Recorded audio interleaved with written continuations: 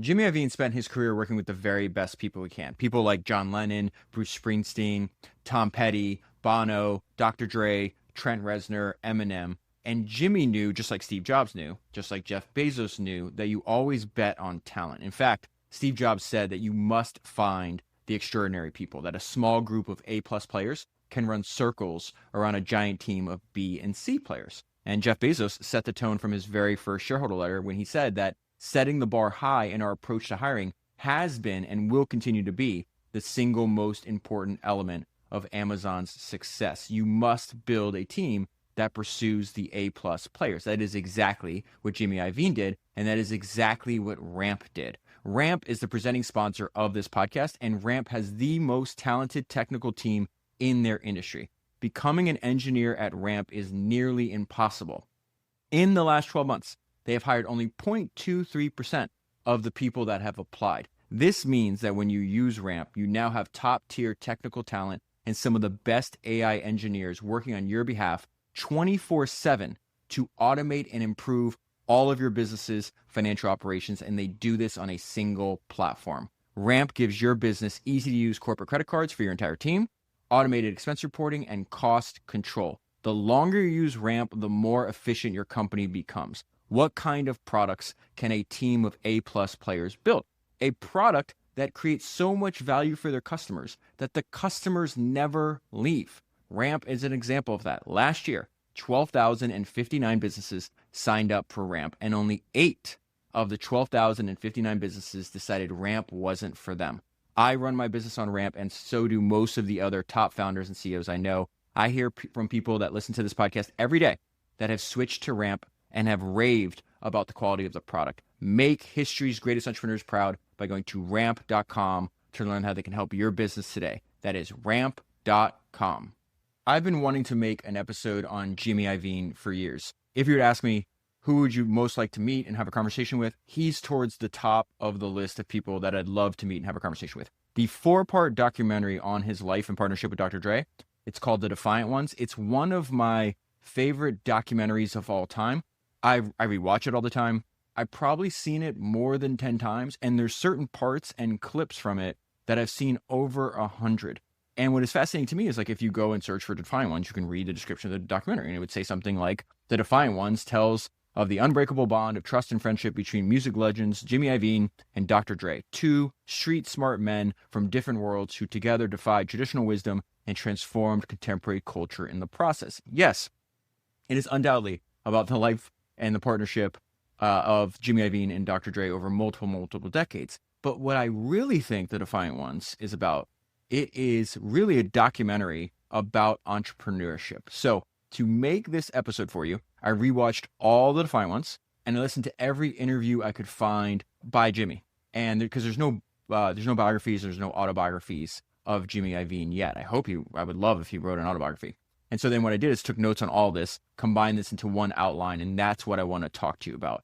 And just before we jump in, it's like, one of the reasons he's really special is, like, Jimmy's one of these super talented people that the general population probably don't really know. They're most likely not familiar with him at all. But the top people in his industry know and admire him, going way back from, like, John Lennon, Bruce Springsteen, Tom Petty, Dr. Dre, Eminem, David Geffen, countless other music executives. And so hopefully by the end of this, you'll see why those people and me admire and study and learn from Jimmy Iovine. He's got 2 of my favorite ideas that I've ever heard, which I'll point out to you as we go through this. And I want to start with the fact that he was born in Brooklyn, and his dad, when he graduates high school, the plan was, like, his dad set him up to get him a job at the docks. So Jimmy's dad was a longshoreman. These are the people that obviously move the cargo from the ships to the port and back and forth.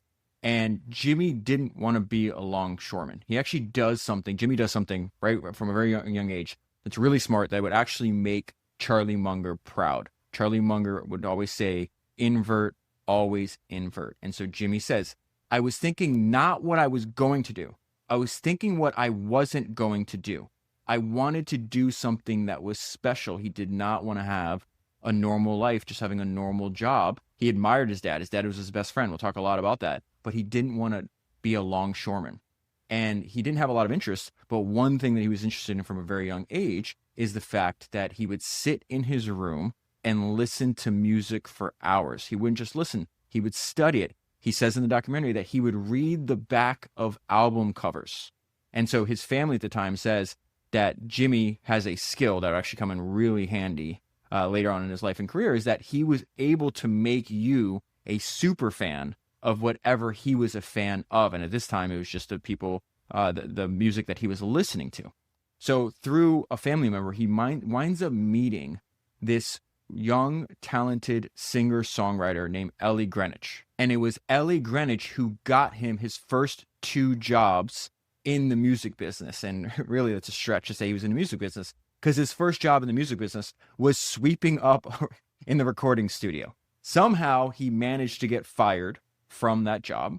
She gets him another job in a recording studio. This job comes with a 90-day trial period. Jimmy gets fired on the 89th day. And so he's walking home after getting fired. He calls Ellie and he's crying.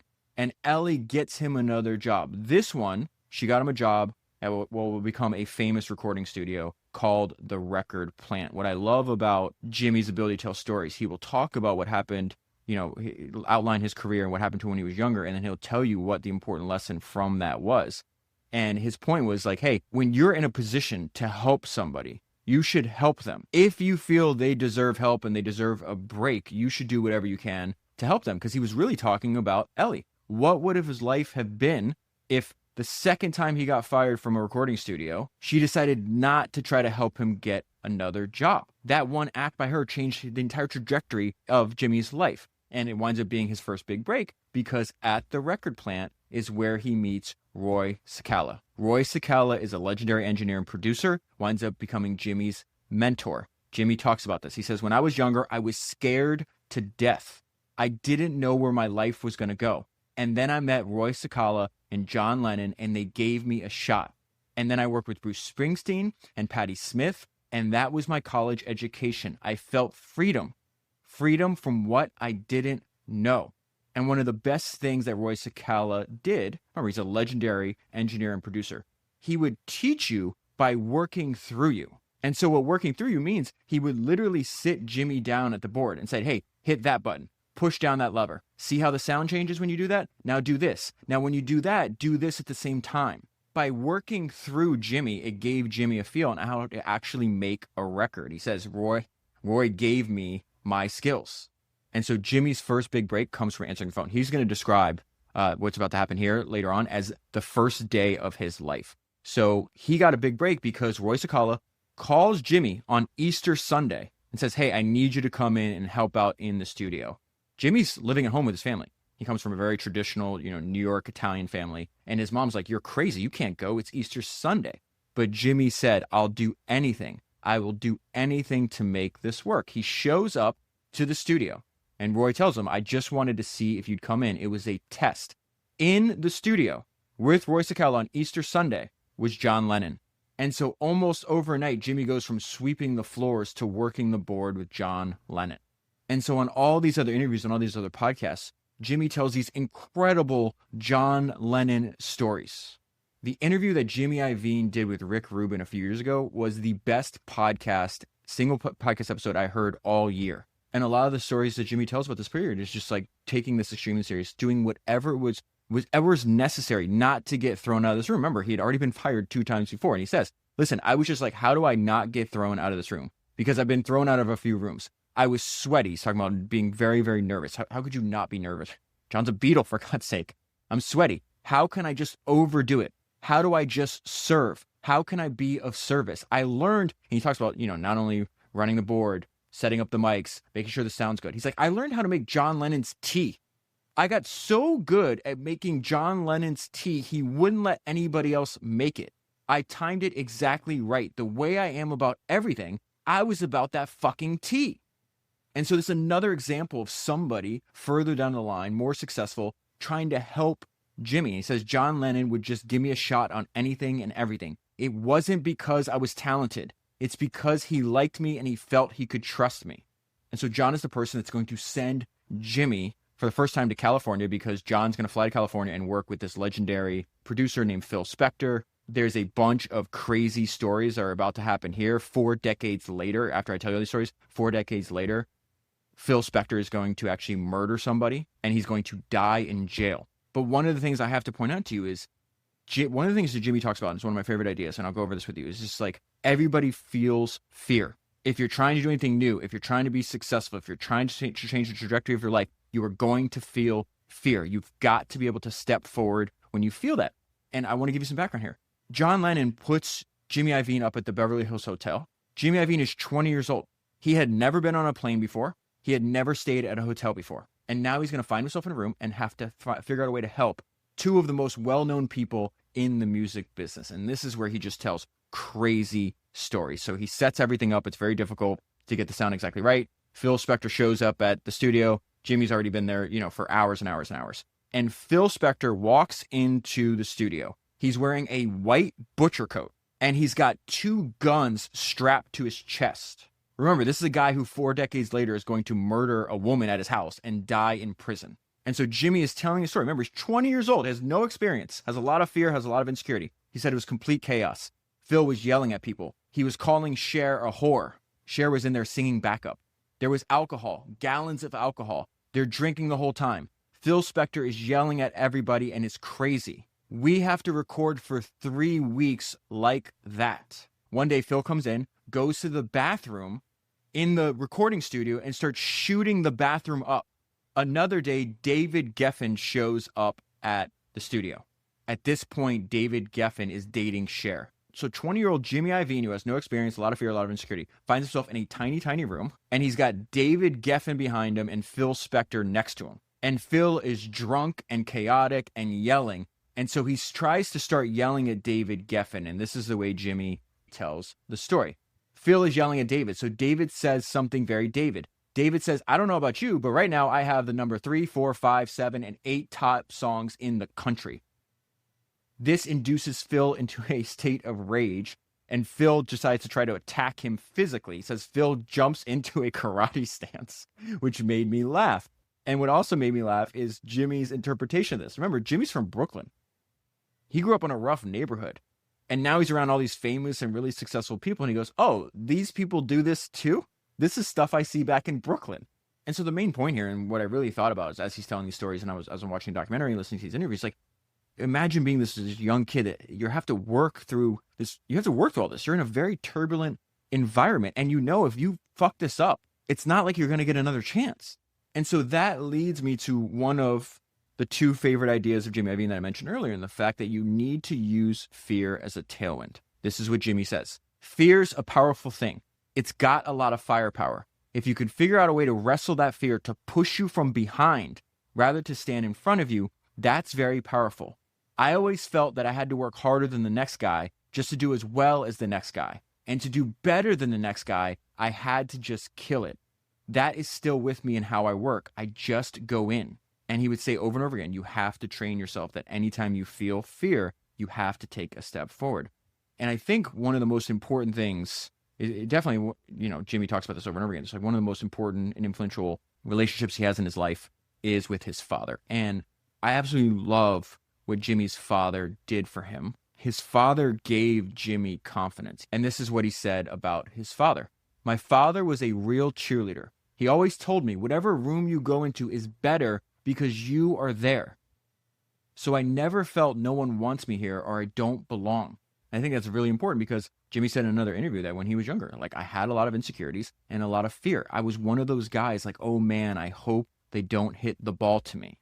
And so he gets to work with Bruce Springsteen. There is so many great ideas that he learns from Bruce, but I think the 2 most important ones is the fact that this for the first time in his life, he sees what a real work ethic looks like. He says over and over again, I learned my work ethic from Bruce. And then the second most important thing that comes out of this is the fact that they become lifelong friends. This is like 1975 or something like this. I think Bruce is like 80 now. Jimmy's in his 70s and they're still friends. And so the way I think about what Jimmy is about to witness here is, I can summarize this in one of my favorite maxims. Mediocrity is always invisible until passion shows up and exposes it. Jimmy says, Bruce Springsteen taught me a work ethic. Bruce taught me that you don't stop until you get it right. Bruce's parts in the documentary about this time are some of my favorite ones. There's a bunch of quotes I want to read to you. He says, if you want to accomplish what hasn't been accomplished before, you have to be relentlessly and unapologetically determined. You had two kinds of guys that we ran into at that time. They're the kind of guys that wanted to go home at 5 o'clock, and their interest in what you were doing didn't exceed the normal day for them. And those guys never lasted. Because when you're trying to push the boundaries on things, and when you're trying to move into different types of frontiers, you need to be surrounded by people who really believe in what you're doing. Damn it, that is such a good point and a great quote. If you're trying to do something new, if you're trying to push the boundaries, I would say if you're trying to live up to your potential, to fulfill your potential, you need to be surrounded by people who believe in what you're doing. He continues, we were just very, very determined. If you were new to our club, the relentless pursuit of our idea would have exhausted you. It was simply understood that you were there because you believed what we were doing was worth it. And so all these people are talking about what it was like working with Bruce back then. And he says that Bruce would simply lose track of time. Bruce said, we spent 3 weeks trying to get drum sounds right, which is indulgent, but sometimes you need to be indulged. Jimmy talks about this, that Bruce would stand over him and say one word over and over again. Stick, stick, stick. And what Springsteen meant by that is like, hit it again. The drum was not producing what he called size and power. It is producing the wrong sound. It is not good enough. So do it again for 3 straight weeks. And then Jimmy has this great quote from Bruce Springsteen. There's quotes sometimes where a person reveals their inner belief, and they can do it in a sentence or a handful of sentences, and you immediately understand who that person is. And this quote is the most important quote for me. It's the reason why next to me is this giant book that I'm going to read, which is Springsteen's autobiography called Born to Run. I heard Jimmy say this quote that he heard from Springsteen, and I immediately ordered the book. This is what Jimmy said. Bruce said something brilliant. He said, I didn't want to be rich. I didn't want to be famous. I didn't even want to be happy. I wanted to be great. Do you have any idea how many of the founders that you and I have studied on this podcast that applies to? And so I went through Bruce Springsteen's autobiography, and I wanted to see all the mentions of Jimmy Iovine in Springsteen's autobiography. And I found this excellent quote on what Jimmy Iovine was like at this time in their life. And Bruce writes this line almost like he's writing a song. Jimmy Iovine, brilliant imposter, young studio dog with the fastest learning curve I've ever seen. So Bruce is applying relentless pressure on top of a young Jimmy Iovine. He says Jimmy would fall asleep at the soundboard. He was under so much pressure and so sleep deprived, he almost quit. And then Bruce's manager gave Jimmy some of the most important advice. This is when Jimmy thought he couldn't take it anymore, and he tried to quit. And Jimmy said this is one of the most important things that anybody ever told him. He said, Jimmy, stay in the fucking saddle. You are missing the big picture. What are we here for? We are here to help Bruce make the best record he can. That's the job. We're not here to make you happy. We're not here to make me happy. We're here to contribute to Bruce's project. And it is Bruce's project. If you go back in there and you say to Bruce, I am here to support you. This is not about me.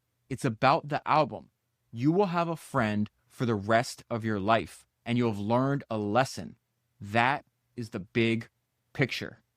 The idea to always stay focused on the big picture is the piece of advice that Jimmy would repeat and he would apply for the rest of his career. This is Jimmy's key takeaway from that advice and this experience. He said, you are there to help make their project better. And part of that is caring as much about their music as they do.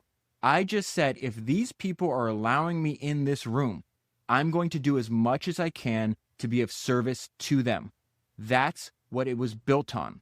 It's funny, some of the best investors I know actually speak exactly like this and how they view the founders they work with. In fact, I was talking to Josh Kushner at Thrive, and he said almost this exact same thing to me. I'm going to read this back, and it's really his view or my interpretation of his view of the founders that he works for. You're there to help make their project better, and part of that is caring as much about their music as they do. I just said if these people are allowing me in this room, I'm going to do as much as I can to be of service to them. That is what it is built on. And so Jimmy doesn't quit. Jimmy goes back in that room. He helps Bruce do whatever he can to make the best album he possibly can. And the result, the album they were working on, is Bruce's album, Born to Run, which goes on to be a massive success. And to this day, which I think the album's been out probably for 50 years, if you go and look at any list of, the top 100, top 500 greatest albums ever made, Born to Run is on those lists. And so Jimmy's life changes. Now he's like, oh, I want to work with the same guy that worked on Born to Run. And Jimmy talks about the fact that success can be one of the most dangerous things that can happen to you. He says you have success and you start feeling yourself. He says, I call this breathing your own exhaust. The maxim I have for this, breathing your own exhaust is a great one. But if you go to sleep on a win, you'll wake up with a loss. Stick to the routine. Stick to what got you there. What was great was that they locked themselves in a studio and didn't leave until it was perfect. And so Jimmy talks about making mistakes at this point in his life. He's like, I got hired by this band called Foghat. And, he goes, I wasn't good at my job yet. I didn't understand. He goes, I brought my girlfriend to some of the sessions. So he starts living the lifestyle, not realizing that that's not what it is. It's the work. It's the routine. And so he winds up getting fired off that project. And then he has this great line about this, which is also another great idea. It's just a lot of he's a college dropout, kind of from the streets of Brooklyn, but he's got so much wisdom he just has a fundamental understanding of, human nature and how to add value to other people and how to be successful. And he says, he got fired. He was on the top of the mountain, right? It's like, we just did Born to Run. Now my next project, I got fired. Now I'm down in the valley. And he says, I was embarrassed. You think everyone else is paying attention to your life, and they aren't. It's complete bullshit. And it was one of the most important things that happened to him, because what does he do? He recommits. He's like, I'm not going to go sleep on a win and wake up a loss. I'm not going to breathe my own exhaust. I'm going to get back to what made me successful. And so he starts working with this artist named Patti Smith. And she's describing working with him at this point in his life. Jimmy worked all the time. He would stay for hours. He'd study. This is such a genius idea. This is his form of professional research and practice. Jimmy would find old tapes and see if he could improve them. I'm going to take a song from 10 or 20 years ago and see if I can actually reproduce it and make it even better. And this is what Jimmy said at this point in his life. I said to myself, no fun, no life, no nothing. You are giving up everything. You will put 100% into this. Jimmy's like this, by the way, with whatever he does. This is another reason why I find him so fascinating and why he's one of the people I most admire. And keep in mind, he likes to pivot. He'll talk about this, record producer, then starting a record company, then launching businesses with his artists. He does not want to do the same thing forever. But whatever he's into it 100%. And so this is the result of him recommitting. He winds up having this massive top 10 hit. So Patti Smith is going to do this song called Because the Night. That wouldn't have happened without Jimmy, because Jimmy got that song from Bruce Springsteen. So Bruce Springsteen would write all of these songs and never use them. Bruce was prolific. And being prolific is highly correlated with greatness. Just because you're prolific won't mean that you're going to be great. But if you're great, it's highly likely that you've been prolific too. And in fact, I got one of the greatest examples of this recently. Daniel Ek, who's the founder of Spotify, actually sent me this excerpt on Prince. Let me read it to you. It says, in 1983, Prince walked off the stage at Madison Square Garden to a roaring crowd. Most artists would celebrate. Prince went straight to the studio, recorded until sunrise, slept for an hour, then called his band and said, let's do it again. That wasn't a one-off. Prince worked like that for decades. He wrote a song a day, played every instrument, produced every track, and released 39 albums. While others chased hits, he stockpiled greatness. By the time he died, his vault held over 8,000 unreleased songs, enough for a new album every year for the next century. Prince didn't just master music, he let it consume him. That's what made him immortal. And so Bruce Springsteen was like that too. Bruce talks about Jimmy Iovine convincing him to give one of his songs to Patti Smith. This is what Bruce said. There is the talent of Jimmy Iovine. He eases in and he greases the wheels so things happen at a certain moment, and Jimmy Iovine works his magic. Bruce gives the song to Jimmy. Jimmy gives the song to Patti Smith. Patti Smith writes some more lyrics to it. It's called Because of the Night. I also went back, and every time they mentioned some of these songs they made, I went and listened to them. The song's like 50 years old. Still sounds great. And it becomes this massive hit. And then I loved Patti talking about what it was like working with Jimmy. Again, going back to, It's an act of service. I am there to make your project better. I'm there to do whatever I can to help you. You know, if that means being stuck in the studio for 3 weeks, hearing Bruce Springsteen say stick, stick, stick. If it means making John Lennon's tea, it doesn't matter. There's no ego involved. I'll do whatever it takes to win. So Patti Smith on working with Jimmy Iovine. It wasn't that Jimmy wanted to be the number one guy. He was ambitious for you. He was ambitious for me. You always felt that his whole goal was for the world to see what he was seeing. There's another great interview, and it talks about just the sheer amount of time that Jimmy would invest into his artists. He says, you were notorious for phone calls and long phone conversations with your artists. What was the significance of that? And so they would record all day, and usually into the night, and then they talk for hours. And Jimmy says, as a producer, you have a responsibility to understand the person's record you're making, to understand what they're trying to get out. I would spend a lot of time on the phone after the sessions. I would spend a lot of time just talking to them. That's another piece of just very simple and profound wisdom. Take some interest in other people. It takes time to deeply understand anything. People are no different. And so now another example of opportunity handled well unlocks more opportunity. Tom Petty wants to work with him. And so Tom Petty does a great job in the documentary. And he gives us a lot of good insight into what Jimmy Iovine's like and what it's like working with him. He's like, listen, Jimmy is very, very convincing. He's very, very persuasive is what Tom said. And he says he's also obsessed. And so another reoccurring theme that this advice that Jimmy gives out, and I think, you know, obviously he said part of the way he learned this is through Bruce Springsteen. It's just like, you don't just record a song once. You don't just do it 5 times. You do it 100. You do it 200 times. He later on works with Bono and U2. I think they said in the documentary, like, the one track, they recorded 250 times. And so Tom Petty says, Jimmy became so obsessed with getting the right take on a song that we did over 100 takes. I think we should do more, Jimmy would repeat. Let's do more. And so 2 of the songs they make are the songs called Here Comes My Girl and Refugee. And this was hilarious. Says, this is Jimmy talking now. Tom played me the songs Here Come My Girl and Refugee. I looked at Tom and said, get another 8 songs quick because we're done. We're going to be millionaires. Tom thought that was such a strange thing to say about a song. And then one thing they notice is it's not just creating the work.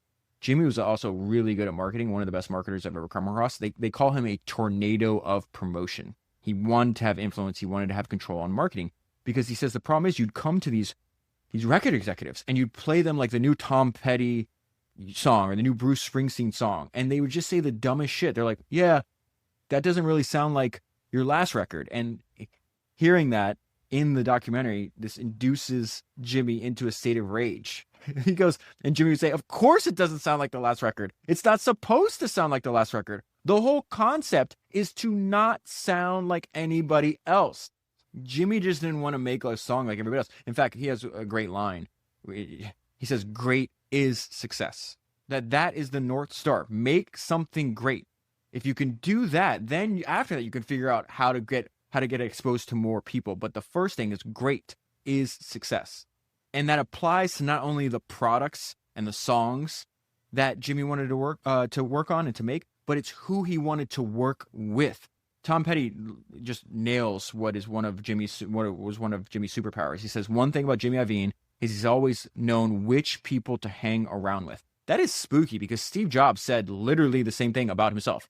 Steve Jobs said, I think I've consistently figured out who the really smart people were to hang around with. You must find extraordinary people. And so one of the main things I take away from studying Jimmy Iovine is like Jimmy worked with the best. You always bet on talent. He worked with John Lennon, Springsteen, Tom Petty, Dr. Dre, Eminem, Trent Reznor. He's going to talk about this over and over again. He's just find the best people, and then he just empowers them. He talks about this like producing the producers is, I think, the way he puts this. I'll get to this in a little bit. So, but he's also, you can see he's a learning machine. Remember what Bruce Springsteen says? Like, guy's got the goddamn fastest like learning curve of anybody I've ever seen. So he's like, okay, well, what did I do last time? I built a relationship with Bruce Springsteen. This guy's prolific. He's writing all these songs he's not using. I said, hey, this is a good song. You're not using it. Can I give it to Patti Smith? Tom Petty, same thing. Very prolific. Writes all these songs. Doesn't use, not even half of them. So he takes the idea that worked with Patti Smith and where he convinces, Bruce Springsteen to give one of the songs. And he says he's starting to work with Stevie Nicks, who was super famous. I think she was in this band called like Fleetwood Mac, but now she went on her own. And so Jimmy starts producing her records, her new solo album, and he's also dating her at the same time. And he realizes that Stevie has great songs, but she doesn't have a single. and he found a song that Tom Petty had that he wasn't using. And this is going to be the song called Stop Dragging My Heart. He convinces Petty to give Stevie Nicks the song and perform on the record. And Tom Petty has this hilarious description of Jimmy Iovine's sales pitch to him. He's like, give her the song, and this is gonna buy you a house. Which again, Tom thought was just like a weird thing to say about a song. So that song, Stop Dragging My Heart Around, becomes a massive hit. It goes to #1 on the charts. And I love what Jimmy says here about this time in his life. And this is how I feel. I resonate with his story. And this is the great thing about, you and I going over these stories all the time. It's like, yeah, we're learning about other people, but we're really seeing reflections of ourselves. The same kind of ideas that resonate with them. We see, oh, that resonates with me too. And this is one of them. He says, I only knew one thing, that every time I went back to the studio, I felt better and my life would get better. It was that simple. This idea really resonates with me. And I think, just think about what he's saying. Just focus on making a great product, and that product should make somebody else's life better. That's step one. Then you find a way to keep making a greater number of other people's lives better, and your own life will get better automatically. Jimmy Iovine was fundamentally uncomfortable with anything else but being in the studio. And part of this is because he's one of the most relentlessly competitive people you ever come across. He's insanely driven. In fact, they said, this is Doug Morris on Jimmy, says, after everything is said and done, Jimmy wants a win. So he's super focused, only wants to be in the studio. How does a super focused workaholic date? So he winds up meeting, which is going to wind up being his first wife. And his first wife, this is actually a really important part of the documentary, and I'm going to bring this up several times, of like, how do you have personal relationships with, people like a Jimmy Iovine or a Dr. Dre, or really any, super driven workaholic. Somebody just like is chasing after somebody is on something that's so important to them, is on a mission, that they have a hard time taking time away from that. And we see this from the very first time. Jimmy's going to wind up being married to his wife for 25 years. They have 4 kids. Unfortunately, it ends in divorce. And there's a lot of lessons I'll go over about that later. But there's kind of an indication here. And so his first wife says, I met Jimmy at a party. This is a paragraph. This paragraph is a great summary of his personality. I met Jimmy at a party. He said, if you give me your phone number and I remember it, can I call you? He called me 10 times the next day. For our first date, he sent a limousine to pick me up. Inside were napkins with my name printed on them, but he's not in the limo. Then I realized we're on the way to his house to pick him up. That should have been my first indication he doesn't want to wait for people. And so Vicky is a model and a Playboy playmate. She's a TV host. She's an attorney. And as part of being a TV host, she winds up interviewing a young Bono at the very beginning of U2. And she's like, you need to meet my boyfriend, Jimmy. You guys would work really well together. And so this is another one of Jimmy's superpowers, is like he first goes and sees and hears about a young Bono in U2. And so he says, when I first saw a young Bono, I realized he had the same thing that Springsteen had. He had the edge. This identifying of the very best people to work with is really important. Why is this important? Because just what Jimmy said, you're only as good as the artist that you're working with. Any producer who says, I did this and I did that is full of shit. 99% of what's going on in the studio is the artist. And so at first, Bono was a little resistant to Jimmy. He said their styles are just so vastly different. And then Bono has this great description of him. Jimmy happens to you. He's like a virus, and that takes over your organs and your brains. He just knows this is going to work out well for both of you. He chased us all around the world until we agreed to come to the studio with him. He would not take no for an answer. Does this sound familiar? This is the way he signs talent, works on deals. This is the way he dates. It's the exact same thing. There's a hilarious, for some reason this popped in my mind, when it's like, hey, this guy would not take no for an answer. This guy's chasing us all over the world until we signed with him. We just decided to work with him. The founder of Visa, D. Hawk, actually described his sales technique one time in this autobiography he wrote. And he said, I held fast to the notion that until someone has repeatedly said no and adamantly refuses another word on the subject, they are in the process of saying yes and don't know it. And so Jimmy starts working with Bono, and he just realizes, oh, they have a lot. There's a lot that Bono and Springsteen have in common. They have this extreme work ethic. And he said, Bono and U2 work like Springsteen. They just go. And on Bono's part, he describes one of the benefits of working with Jimmy. A great idea has a lot in common with a great melody. And Jimmy's gift is the clear thought. He hears the clear melody and applies that wherever he is. So he starts out as an 18, 19-year-old kid sweeping the floor in a recording studio. We are now 12, now he's 31 years old. So we're, 12, 13 years into his life. He's had massive success. And then the single worst day of his life occurs. He says in 1984, I went with my father to his father's funeral. The next morning, I flew back to LA. I get a phone call from my sister saying that my dad had a heart attack. I rush back to New York. 6 weeks later, my father's mother died. 2 days after that, my father died.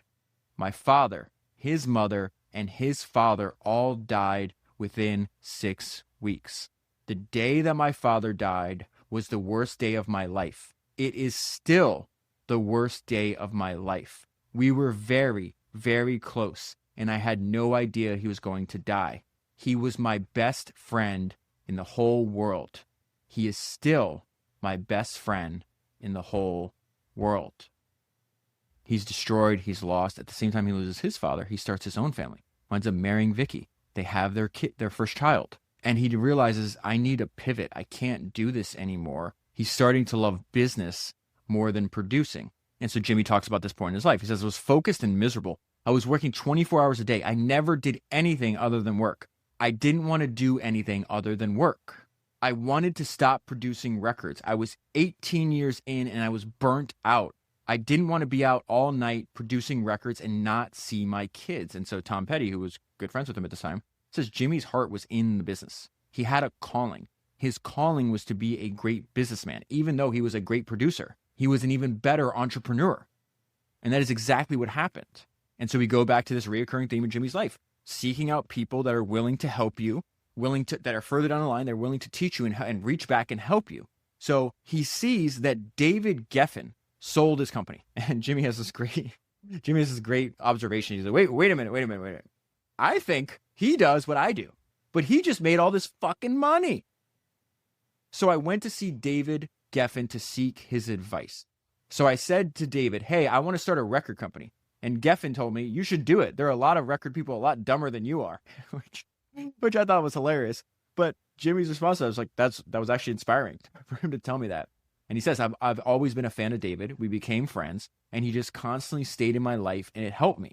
David Geffen taught me the art of business in music. I was going in not knowing anything about business. And again, this is what Geffen says about Jimmy. If people think you're serious, right, and you're easy to understand, they will help you. John Lennon understood that Jimmy was serious. Bruce Springsteen understood that Jimmy was serious.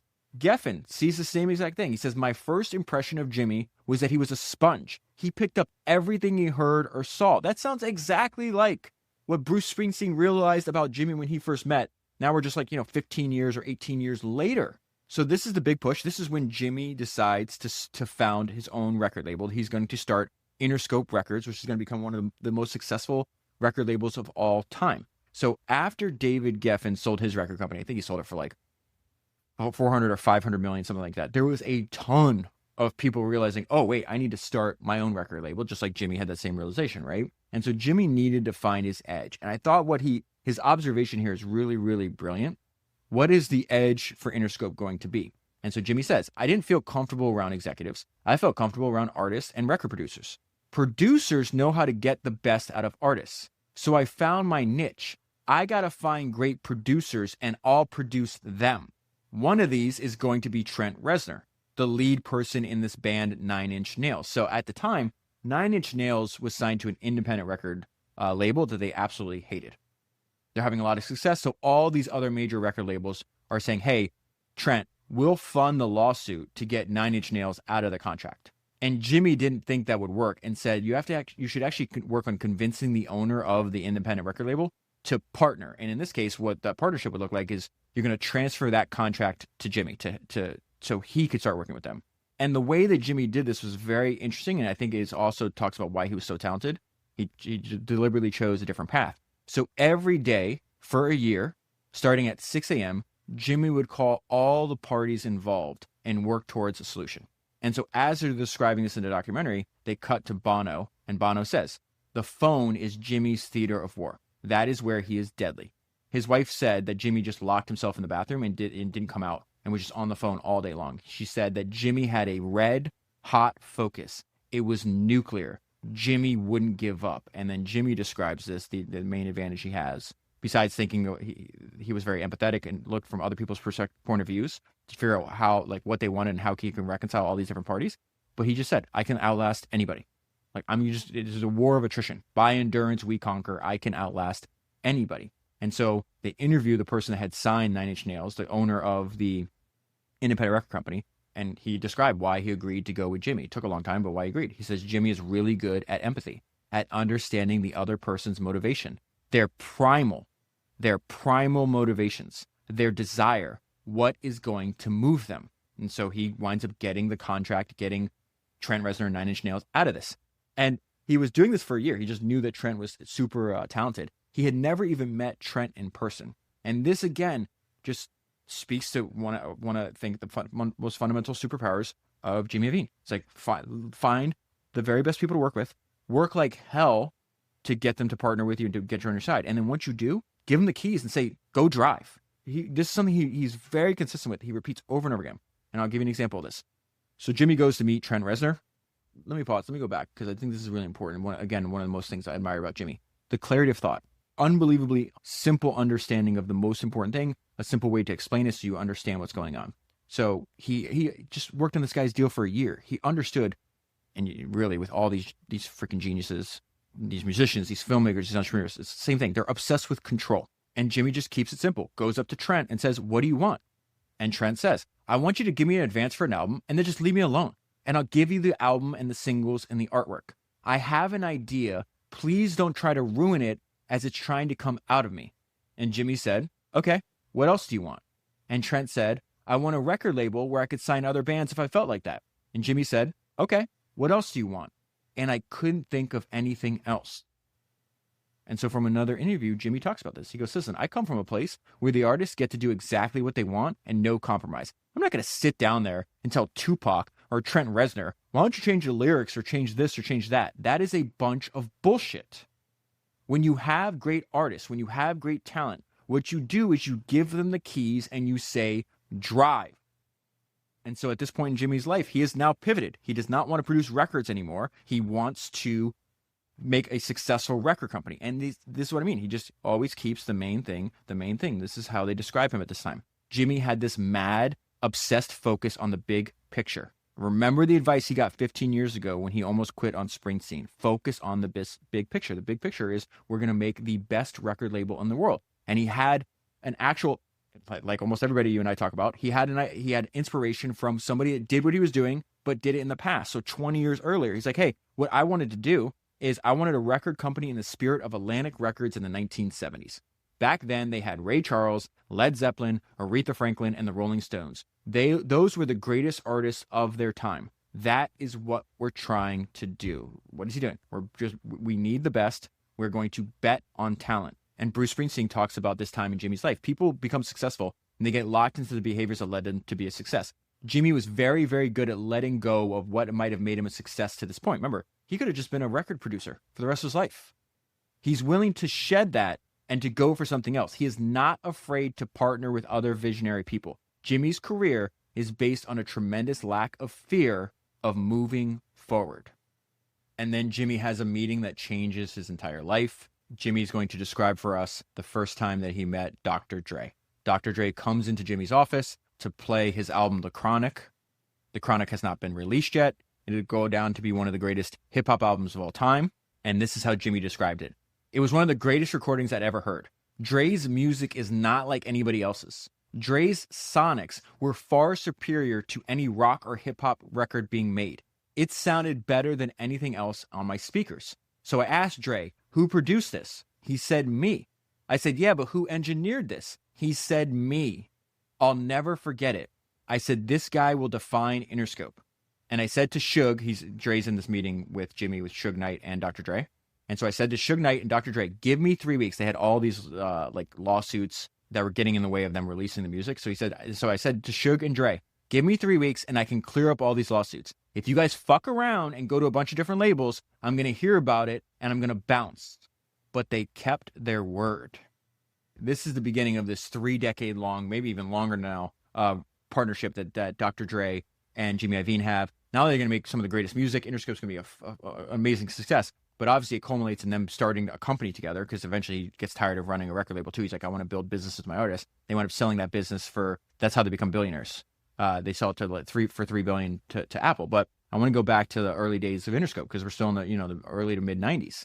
And there's a lot of other startup record labels at the time. And yet Interscope was an outlier. And they talk about like what some of the reasons that Interscope was successful versus like the other startup record labels at the time. And he says, Jimmy was an animal, the most driven and brilliant person at the same time. He was never off, and he didn't understand why everybody else wasn't the same way.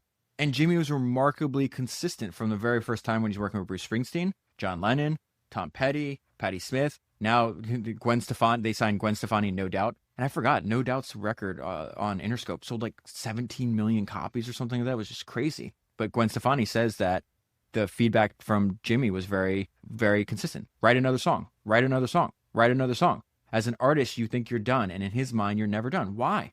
Why is he giving that advice 20 years later? Because he saw what Lennon did. He saw what Bruce Springsteen did. He saw what Tom Petty did. I'm sure he saw what Prince was doing. And he's also applying that relentlessness to his own craft, to building the record label. His first wife talks about this. We knew that Jimmy's thing was going to be the thing that was going to change the world. So it was worth it for me to make sacrifices. This is Jimmy on Building Interscope. I was on a mission, a very, very intense mission. Let's go to another brilliant idea that Jimmy Iovine had. The fact that you should be optimizing for long-term relationships. There was so many people trying to screw over Dr. Dre. Jimmy could have been just another guy in the long line of people trying to screw him over. Hey, I'm going to, put him into a bad deal. I'm going to make all this money on The Chronic, which is going to be, obviously, if you listen to it, it's going to be a great album. But what? You make a couple $1 million more by screwing over a guy, and then you lose out on that relationship? The relationship that, one, you're close friends and will make you billions and billions and billions of dollars 30 years into the future? Loyalty and long-term relationships. Loyalty and long-term relationships. Jimmy finds his people and then just covers their back no matter what. So when Dr. Dre has a falling out with Suge Knight over Death Row Records, he's like, I got to get out of here, man. I want to start my own record label. Jimmy immediately goes, cool, let's do it. What do you want to name it? Aftermath Records. Okay, done. And so Dre is going to own 50% and Interscope is going to own 50%. Now, talk about loyalty. It's really easy to be loyal when everything's going right. So that's not what loyalty is. Loyalty is like you're there when shit hits the fan. So everybody at this time is like, Dre's one of the best producers, putting out some of the greatest albums that we've ever seen, producing some of the greatest albums we've ever seen. And yet the first two albums that Dre puts on his own record label for the first time, the one that he owns, he's not partners, he's obviously partners with Jimmy, but he doesn't have like Suge Knight or anybody else. And they flop. Both records flop. Bad record sales means that Dre is in a lot of debt. And now you have Jimmy's corporate partners through Interscope saying, hey, you need to get rid of this guy. And so Jimmy says, I was getting a lot of pressure corporately to get rid of Dre. And I said, yeah, we could do that. And then you'll save my salary as well because I'm going with him. And so at one of the lowest points in his career, Jimmy helps Dre. This is the maxim that opportunity is a strange beast. It frequently appears after a loss. Dre didn't have an artist to work with. He had no successful releases on his own label. He didn't know what to do. So Dre would go over to Jimmy's house and they'd have listening sessions. Jimmy was trying to help Dre find an artist to work with. Go back to Jimmy's niche. I'm going to produce the producers. So Jimmy throws in a tape. Jimmy plays the tape and Dre says, what the fuck and who the fuck is that? The answer to that is Eminem. It is a demo of Eminem that Eminem handed out at the Rap Olympics to someone that worked for Jimmy. Think about this. People are telling Jimmy to ditch Dr. Dre because he had 2 projects fail. Ditch him right before Dre is going to help develop the artist that will go on to be the best-selling rap artist of all time, top 10 best-selling of all musicians of all time. And so then Jimmy says one of the greatest things about this. Great can come from anywhere. Great can come from anywhere. Eminem was growing up poor in a trailer park in Michigan. And so Jimmy says, we weren't looking for a white controversial rapper. We were looking for great. Again, Jimmy is very consistent. Great. Go for great. Great talent. Great products. Great marketing. And so Dre starts producing Eminem. Eminem's first 3 albums are some of the best-selling, I think the best-selling rap albums of all time. And he's getting all kinds of attention. And he's saying a lot of controversial things. And so he's getting boycotted. There's pressure on Jimmy to police the lyrics. And yet, even though throughout all this controversy that Eminem was getting at the beginning of his career, Jimmy was consistent. He said, let him be him. And it is during this time that Jimmy describes why he said that he says, my second favorite idea of his. So when I say that I've watched certain parts of this over 100 times, the pushing through fear and using it as a tailwind instead of a headwind was the first one. This is the second one. I feel like I should make a poster with this quote and hang it on the wall. And this is what Jimmy said. I don't give a fuck what anyone thinks. When you're a racehorse, the reason they put blinders on these things is because if you look at the horse on the left or the horse on the right, you're going to miss a step. That's why those horses have fucking blinders on. And that's what people should have. When you're running after something, you should not look left and right. What does this person think? What does that person think? No, go. I clipped that from the documentary. It's been on my phone for years. I just sit there and listen to that over and over and over again. It's one of the best ideas that I've ever heard. And the way he says it and the intensity and the passion, it's just perfect. And so now he's going to pivot again. He sees that the music industry there's this unstoppable technological phenomenon. It's going to go from selling CDs to iTunes to eventually streaming. He says something like, I don't want to be the guy that sells the last CD. And so his next pivot is, hey, I want to build businesses with my artists. But at the same time this happens, he gets divorced. And I think this is actually one of the most important parts for founders. I actually had dinner with a friend last night, and a large part of our discussion was around this, the tension that he feels between the focus and drive for his work and his wife essentially wanting him to be just why can't you be more normal? And I think this part where Jimmy Iovine's ex-wife Vicky describes exactly what it's like to be married to people like this. And she says, look, this is what we married. If you're going to say I want an ordinary husband, well, then you can't marry a genius. There's a lot of extremes because genius needs to feed itself. It needs to make its own hours. It needs to not talk to you when it doesn't want to talk to you. I didn't want to get a divorce until I did. And for Jimmy's part, he owns up to this. This is after they were divorced. So the interview takes place after they were divorced. He says, I would imagine it'd be very hard to be married to me because I was so focused on what I was trying to accomplish. And it's one of the most difficult parts of his life. He says, I was frustrated with the music business. I was frustrated with getting divorced. And whenever I get sad or scared, I wish I knew some other therapeutic ways of doing things. But the only thing I know how to do is completely bury myself to the point of absurdity in my work. Going back to what he said earlier in his career, all I knew is that if I went to the studio, my life got better. And so he continues, I wanted to build businesses with our artists. I like to pivot. I get complacent and bored. I got bored of producing records. I got bored of running a record company and I wanted to move on. That is how Beats got started. And so Jimmy actually goes to Dr. Dre's house in Malibu, and Dre is telling him, hey, I have this offer to endorse a pair of sneakers. And Dre wasn't sure it made any sense. He's like, I don't know anything about fashion. I wear the same thing every day. And Dre was just very selective with anything he'd put his name on. By this point, he turned down dozens of endorsements. And Jimmy's hearing him talk, and he interrupts him. He goes, fuck sneakers. You should do speakers. Speakers and headphones. And then Dre says, Jimmy immediately gets up and leaves. A few days later, Jimmy calls Dre, come to the office. Dre comes to the office. There's 100 different pairs of headphones with all different designs. So again, I think this is like a microcosm of Jimmy's entire, like his MO, how he approaches work, speed, all in, do more reps, reoccurring themes in Jimmy's life. And so this is also the marketing genius of Jimmy Iovine, because he's talking about the positioning of the headphone market at the time. He's like, this doesn't make any sense. The most popular one are Bose, right? And what are they? They're noise canceling headphones. And Jimmy says, we don't want to put you to sleep. We want to make you move. We were looking at it as motivation. We looked at it as emotion. We wanted to sell you something that would get you off your ass. And so Jimmy's idea for distribution was very simple. If we get our headphones on the best musicians, and then later they do the same thing for athletes, that will cause people to try them. And then the great sound will get them to stay. Again, go back to that clarity of thought that Bono mentioned was obvious about Jimmy when he met him. And then Jimmy was absolutely relentless. Everywhere Jimmy went, he would carry the headphones with him. Every single meeting, he'd say, hey, any person he met, he'd have make you put on the headphones, and then he would take a picture. That is the marketing. And Jimmy says, I was obsessive about it. Jimmy insisted that you put Beats in all of your music videos. And then he courted controversy. Jimmy was so successful at getting athletes to wear Beats headphones that Beats were banned from both the 2008 Olympics and the NFL because Beats wasn't one of the official sponsors. Again, that's just another idea from history. When the first Michael Jordan shoes, the Jordan brand shoes came out, the NBA tried to ban them. They would fine Michael for wearing them. Nike would pay the fine. that generated all this attention. And I think they wanted to, make like a couple $1,000,000. I think the idea was like, we're going to sell $3 to $4 million worth of shoes by the fourth year. And I think the first year they do over 100 million. This just works. And so in addition to making headphones, this is when Jimmy's like, oh, I see what's coming. Like, I don't want to be the last person to start to sell a CD. He starts the Beats music streaming service. A few years after that, Apple buys both the streaming service and the headphones for $3 billion.